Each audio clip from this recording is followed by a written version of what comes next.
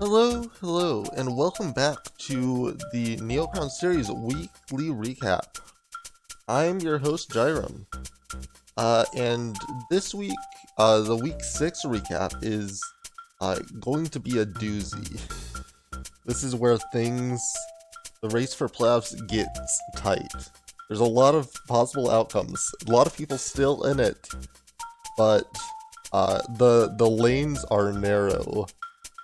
And every match counts from here on out. Like, obviously they all count, but like, now is where you can really feel the impact of every individual win and loss. But first, I do want to do a quick announcement. This little project of mine with the weekly recaps, I'm planning on expanding it a bit. I think I'm gonna start a new channel specifically for Beastieball recaps and moving out to cover more events. So like the Conquest Clash that happened this past weekend, I'm looking to do a season overview of Div 2 for Neocrown Series Season 1. And then maybe High Slam and other events in the future, we'll see. But to do that, I am gonna need some help. So if there's anyone out there who is interested in video editing or just being a voice for these or graphic design, that would be much appreciated, and feel free to reach out to me either in the comments of this video or on Discord. And I will for sure link the new channel when it is made and up in the description or comments below. But with that out of the way, let's talk about week 6. So, I think this is a very crucial week. Like, if you want to be in contention right now, I think you had to come out of week 6 over 500. And we'll get into the weeds on that a little bit more. But some people were successful and were able to actually jump up from below 500 to over 500. Some did the opposite and fell from above 500 down to 500 and below. Very, very interesting week. But we'll start with your bestie. Ever since that like week 4 surge they had, they've been able to just keep at the top, and this week is no different. 2-1 over Web Bowser, 2-0 over Skarm, 9-2 overall. They still haven't clinched a playoff spot, but the absurdity that would have to happen in order for them to not make playoffs is just too insane that I think they more or less have a playoff spot in their grasp by now. Dino! I think a lot of people were enjoying not seeing Dino at the top for a majority of this season, but come week 6, Dino is in second place on the standings. 8-3, another 2-0 week for Dino. 2-1 over King of Charge, 2-0 over Airy.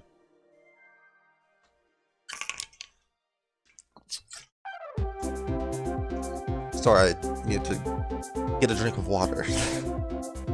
Gonna be a lot of talking today. Yeah, Dino, of course, having a late surge, had a lot of the higher in the standings opponents in the early half of the season. So kind of able to sort of cruise here towards the end. The opposite of cruising towards the end here, Mabel.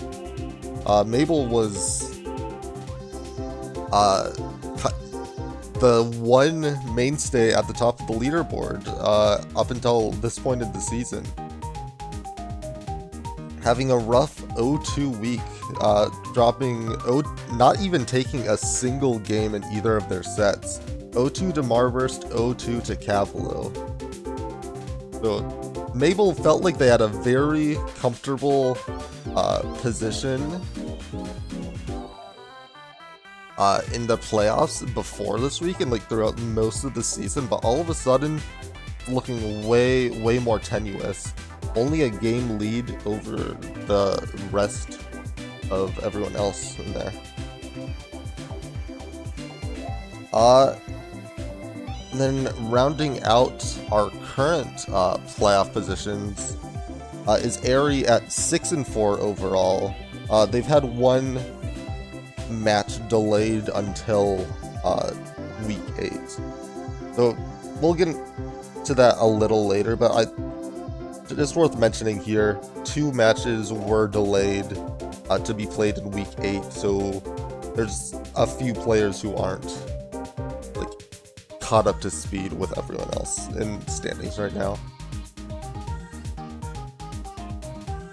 But Airy having a fine week this week, 2-1 over Pixelacchio, 0-2 to Dino. Enough to keep them in playoff position. But that's just barely, with holding a half-game lead over quite a lot of 6-5 players and a full game lead over a few 6-6 players. Yeah, quite the irony seeing 4 through 9 all having 6 wins here. Very neat.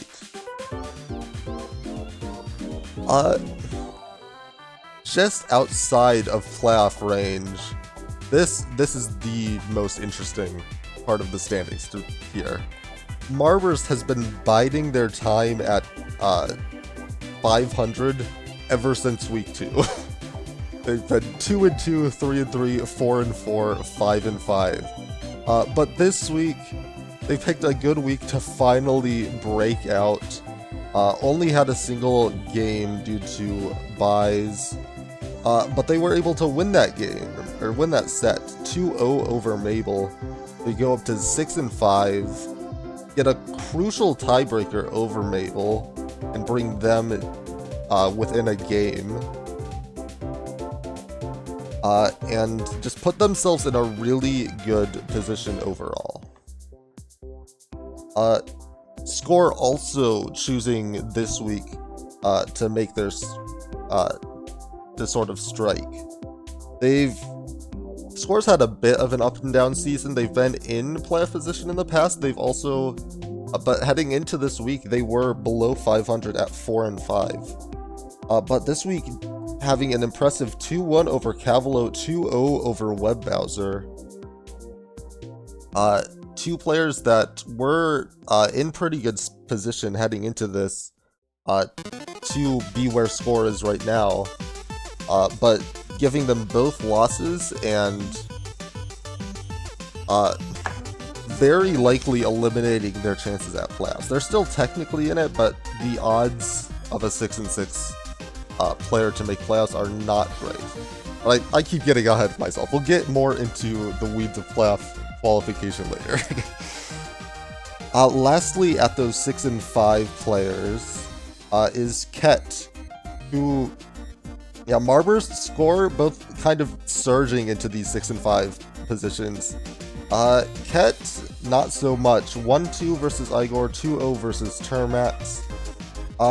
Doing enough to stay over 500, but not quite the surge to get into playoffs they were hoping for. If they could have gone a 2-0 this week, they could have jumped Airy in the standings. But it just was not to be. But they're very much so still in this. Still 3 games left to play. Airy's only a half game ahead of it, so any of these 6-5 players could very much so make it in.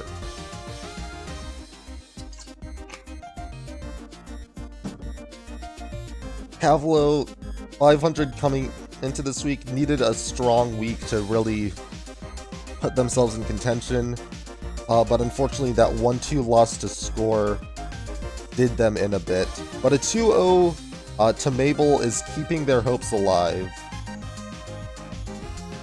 6-6, not out of it yet, but very much so an outside shot.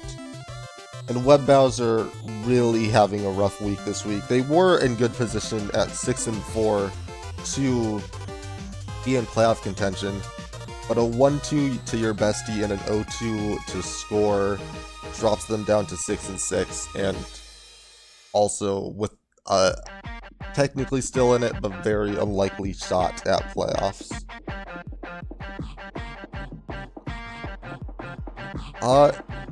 Yeah. Then you get down to the below 500 players, which I haven't really been focusing on too much throughout this season, because it kind of feels like punching down a little, talking about how they're not winning games, but there is something really interesting with the promotion and relegation of this league. So bottom 4 coaches in the standings are going to get relegated to Division 2 next season. So you really have to play for that 11th and higher spot. So right now it's Pummy, Igor, Skarm, and Pixelakio in position to get relegated. But you'll see Pixelakio is there on account of losing a tiebreaker to King of Charge. So this is very much... So there's not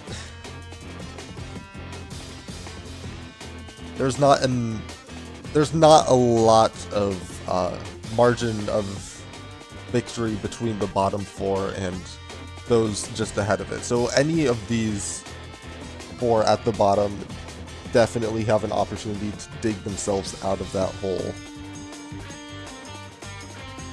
Yeah, even Termax at 5 and 6, very much so not safe from relegation at this point. It's going to be interesting to keep an eye on that. But enough about that. Let's talk about qualifying for playoffs. So I have put together this beautiful spreadsheet.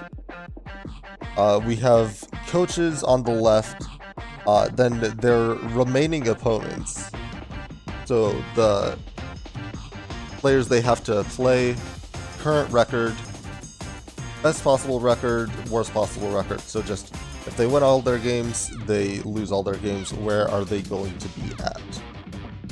So, of course, you look at Aries' worst possible record, that's 6 and 8. So everyone whose best possible record is over 6 and 8 technically has a shot. So I guess everyone in the league, according to this, technically has a shot, but that's also everyone in the league plays each other, so there's going to be a handful of guaranteed wins in there, so I'm not sure everyone legitimately technically has a shot here. But then I went ahead and made a couple made-up metrics. We have likely record, so this is just if everyone who... So this is just player with the higher current record wins every game. This is how it would turn out. Nothing too interesting there. Unsurprisingly, the people in playoffs would stay in playoffs. It's kind of expected. Although Marburst would send it to tiebreaker with Airy, but Airy does have the head-to-head. I think this is a good time to bring up the tiebreaker scenarios for Mabel, Airy, Marburst, Score, and Ket. I forgot to put a slide in here for it, but that's okay. I think I remember most of it. But you can double check the official spreadsheet for more info. But Marburst and Airy have positioned themselves very, very well for head-to-head tiebreakers in this group. Marburst has head-to-head wins over Mabel, Score, and Ket with a loss to Airy. Airy has head-to-head wins over Mabel, Marburst, and Ket with a loss to Score. So if they get into a three-way tie or higher for 4th or 3rd or whatever, both of those two have a very, very good chance of winning that tiebreaker. I don't remember the head-to-heads for Mabel, Ket, and Score. Although, Ket plays both of them still. So, I think that's very much so to be determined. Yeah, back to explaining the spreadsheet. I have made up stats of favorable and unfavorable records. So I split up everyone into over 500, at 500, and below 500 rankings. Then in favorable record, wins are assigned for every opponent that they have remaining for who is at or below their skill level. So the skill level is the over 500, at 500, below 500. Not a perfect system, but nothing's ever going to be. I think this is good enough metric for trying to show what for showing what I'm trying to. And then unfavorable record is kind of the opposite of that. Losses are assigned for every player at or above their skill level. So it's really just inverting whether you beat people who you're equal to or you lose to people who you're equal to.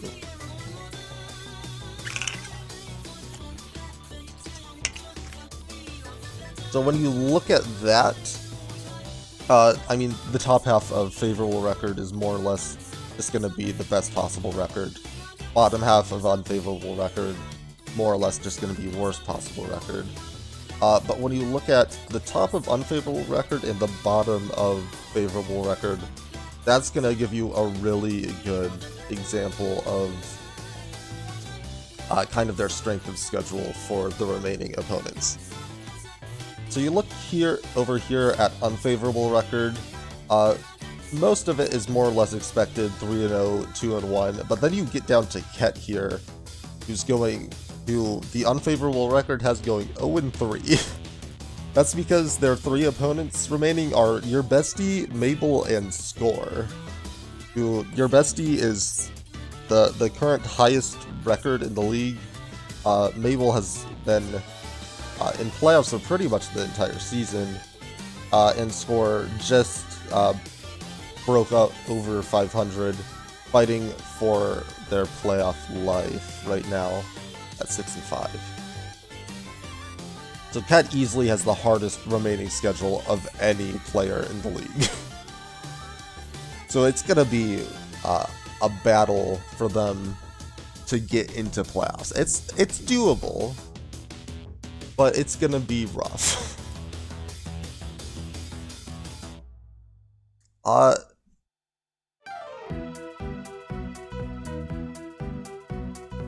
Yeah, you look at more of this. Mabel also having 9-5, Airy 9-5, Marburst also with a 9-5, a likely 3-0, but that's with Cavalo and Webbowser, who are currently at 500. So that's an iffy 5-0. That's barely below their skill level. Like, yeah, I wasn't really sure what to do with the 500 players in this metric, so I just kind of put them in their own category. It might kind of fall apart when we get to the 500 players. Very open to Cavalo and Webbowser proving me wrong this week, but we'll have to see. But in this model, Marburst is favored in both of those matchups, as well as over Pummy. So, probably an easier final 3 matches than, well, I don't know. But the unfavorable record says it's an easier final 3 matches than a lot of the other people up here.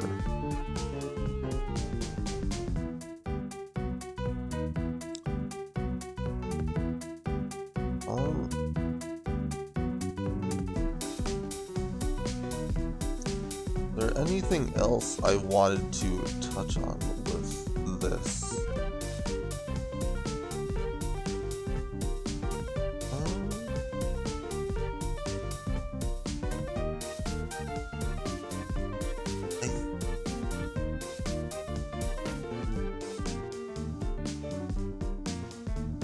So, yeah, we've shown kind of the remaining opponents overall for the rest of the league, but half of these are, or not half, but like a decent chunk of these are going to be Week 8. Specifically in Week 7, we are looking at these matchups. They are less interesting when you format them like this than when you look at them in totality and like how they affect the playoff performance.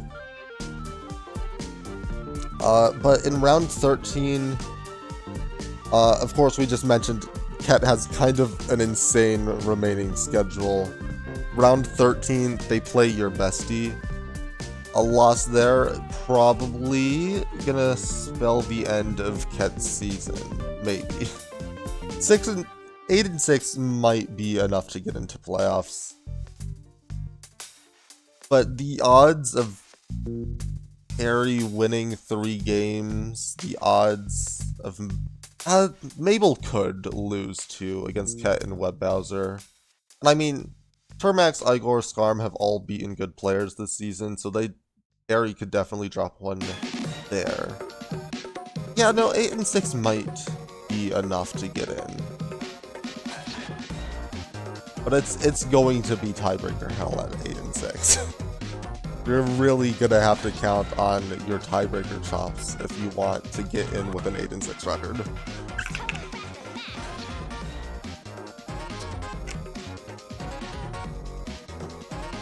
But yeah, Ket, rough schedule. Your bestie, round 13, score in round 14. It's going to be a very, very impressive run if Ket can go 3-0 and get into playoffs that way. I think they do, or no. So they go 3-0, that would include wins over Score, taking the lead over them, and win over Mabel, which would tie them, and Ket would have the head-to-head tiebreaker over that. But Airy and Marburst could also reach that 9 and 5 mark. And mess with those tiebreakers. And actually, as we mentioned earlier, Airy and Marburst both have head-to-head wins over Ket and Mabel, so they would likely end up with that tiebreaker. If they also end up at 9 and 5. Yeah, so Ket can go 3-0, even with head-to-head wins over some of the people above them, and it's not going to be quite enough. And it might not be enough. It might also be enough sometimes, but yeah. And then other notable matches. Round 13, Webbowser versus Mabel. I haven't talked too much about Webbowser Pavlo here. 6 and 6. 8 and 6 might be enough to qualify for playoffs. They're both playing Marburst, who has beaten good players, lost to good players. I still really don't know what to expect out of Marburst. Those sets could go either way. But Cavalo also playing Pummy. Webbowser playing Mabel, though. That's gonna be a real obstacle to Webbowser qualifying for playoffs. I don't think 7 and 7 has a shot. Even if, by technicality, it does have a shot to make playoffs, I don't think there's a realistic chance of us going 7 and 7 and making playoffs. So I think both Cavalo and Webbowser really need to go 2-0. Cavalo seems a little more realistic. Webbowser really needs that upset over Mabel in order to make it happen. But Mabel did go 0-2 this week, so maybe